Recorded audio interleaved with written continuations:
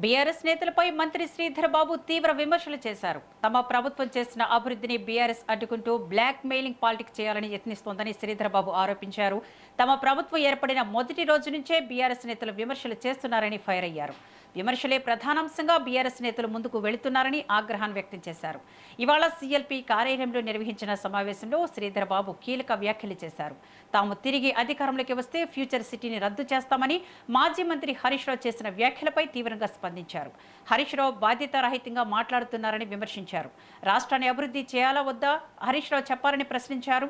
యువతకు ఉపాధి కల్పించాలని ప్రభుత్వం ఆలోచిస్తుంటే బీఆర్ఎస్ మాత్రం అడ్డుకోవాలని చూస్తోందని ఆరోపించారు. జంట నగరాలకు సంబంధించిన మెట్రోను విస్తరించాలనుకుంటే అడ్డుకుంటున్నారని ఆరోపించారు. యువతకు ఉపాధి కల్పించాలని ప్రభుత్వం ఆలోచిస్తోందని మంత్రి శ్రీధర్ బాబు స్పష్టం చేశారు.